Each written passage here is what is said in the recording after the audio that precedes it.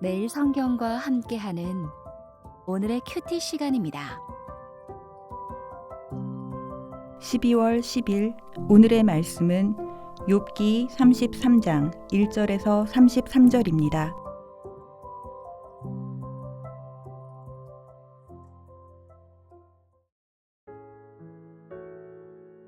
그런즉 욥이여 내 말을 들으며 내 모든 말에 귀를 기울이기를 원하노라. 내가 입을 여니 내 혀가 입에서 말하는구나. 내 마음의 정직함이 곧 내 말이며 내 입술이 아는 바가 진실을 말하느니라. 하나님의 영이 나를 지으셨고 전능자의 기운이 나를 살리시느니라. 그대가 할 수 있거든 일어서서 내게 대답하고 내 앞에 진술하라. 나와 그대가 하나님 앞에서 동일하니 나도 흙으로 지으심을 입었은즉 내 위엄으로는 그대를 두렵게 하지 못하고 내 손으로는 그대를 누르지 못하느니라.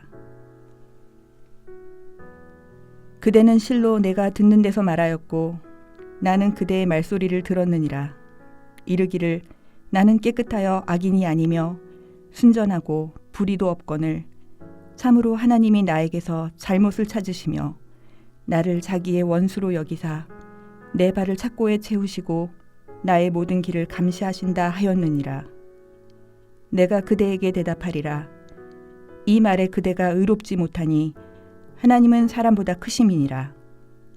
하나님께서 사람의 말에 대답하지 않으신다 하여 어찌 하나님과 논쟁하겠느냐. 하나님은 한 번 말씀하시고 다시 말씀하시되 사람은 관심이 없도다. 사람이 침상에서 졸며 깊이 잠들 때에나 꿈에나 밤에 환상을 볼 때 그가 사람의 귀를 여시고 경고로서 두렵게 하시니 이는 사람에게 그의 행실을 버리게 하려 하심이며 사람의 교만을 막으려 하심이라. 그는 사람의 혼을 구덩이에 빠지지 않게 하시며 그 생명을 칼에 맞아 멸망하지 않게 하시느니라. 혹은 사람이 병상의 고통과 뼈가 늘 쑤심에 징계를 받나니 그의 생명은 음식을 싫어하고 그의 마음은 별미를 싫어하며 그의 살은 파리하여 보이지 아니하고 보이지 않던 뼈가 드러나서 그의 마음은 구덩이에 그의 생명은 멸하는 자에게 가까워지느니라. 만일 1천 천사 가운데 하나가 그 사람의 중보자로 함께 있어서 그의 정당함을 보일진대 하나님이 그 사람을 불쌍히 여기사 그를 건져서 구덩이에 내려가지 않게 하라. 내가 대속물을 얻었다 하시리라. 그런즉 그의 살이 청년보다 부드러워지며 젊음을 회복하리라. 그는 하나님께 기도함으로 하나님이 은혜를 베푸사 그로 말미암아 기뻐 외치며 하나님의 얼굴을 보게 하시고 사람에게 그의 공의를 회복시키시느니라. 그가 사람 앞에서 노래하여 이르기를 내가 범죄하여 옳은 것을 그르쳤으나 내게 무익하였구나.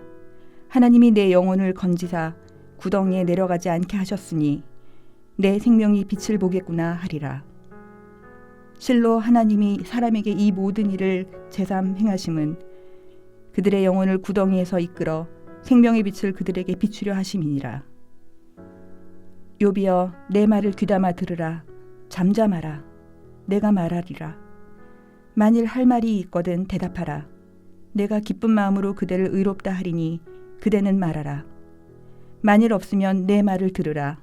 잠잠하라. 내가 지혜로 그대를 가르치리라.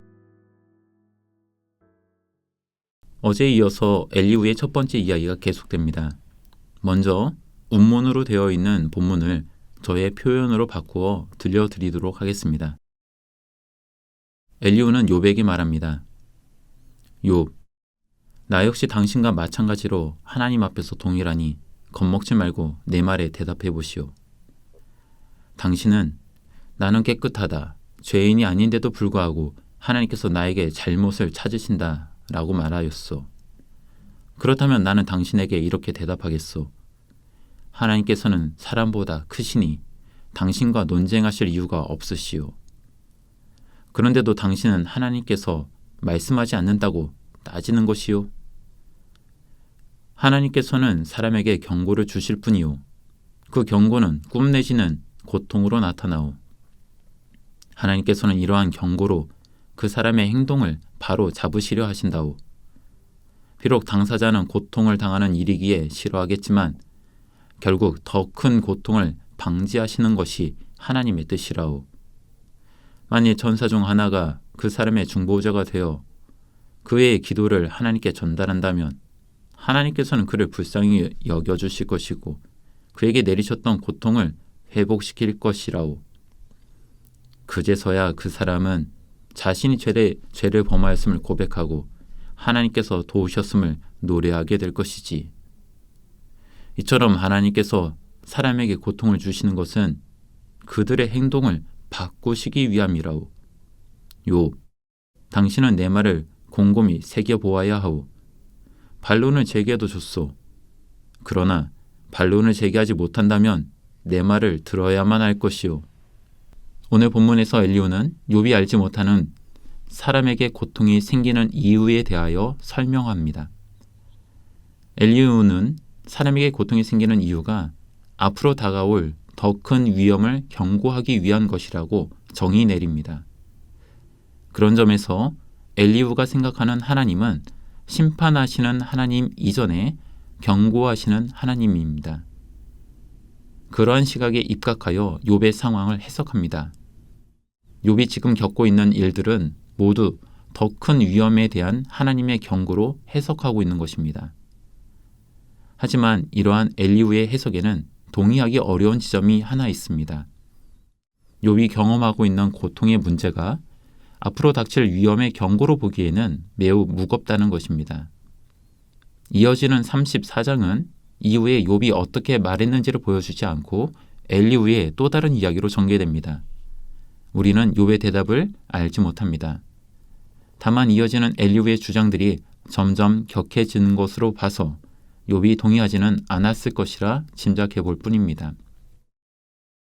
욥기를 묵상하면서 우리는 욥과 친구들의 이야기가 평행선을 그리듯이 합의점을 찾지 못한다는 것을 알게 됩니다.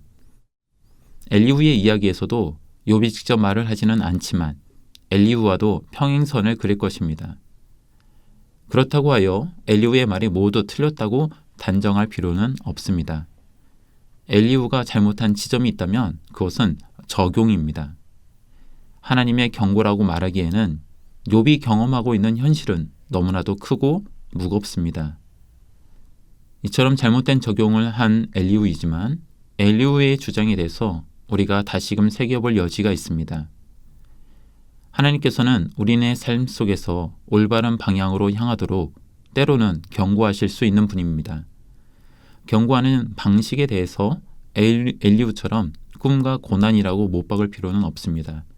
다양한 방식을 통해서 우리에게 잘못된 길로 향하지 말라고, 올바른 길에서 벗어나지 말라고 경고를 주실 수 있음을 인정해야 합니다. 내 삶의 작은 실수와 작은 문제들을 만난다면 이것이 하나님께서 나에게 주시는 올바른 길로 향하라는 경고는 아닌지 고민해야 합니다. 경고와 심판은 분명 차이가 있습니다. 경고는 아직 기회가 있음을 전제합니다. 하지만 심판이란 더 이상의 기회가 없는 것입니다. 분명 하나님께서는 우리에게 즉결 심판을 하시지는 않으십니다. 오히려 수많은 경고를 통해 올바른 길로 가기를 요구하십니다. 그러한 경고들을 가볍게 여기지 않았으면 합니다. 더불어 우리가 조심해야 할 한 가지는 다른 누군가의 고통의 문제를 하나님의 경고라고 해석하는 것입니다. 엘리후가 욥을 그렇게 해석하고 적용한 것처럼 만일 우리가 누군가에게 이것이 당신을 향한 하나님의 경고라고 말하지는 말아야 합니다. 다른 사람을 향한 하나님의 경고의 메시지에 집착하지 말고 나를 향한 하나님의 경고의 메시지에 집중해 봅시다. 함께 기도하겠습니다. 주님께서는 우리의 목자가 되십니다. 그래서 우리네 삶을 인도하실 주님을 기대합니다. 하지만 주님의 인도하심을 벗어날 때가 있음을 인정합니다. 그럴 때 나에게 들려주시는 주님의 경고를 듣는 귀와 마음이 있기를 소망합니다.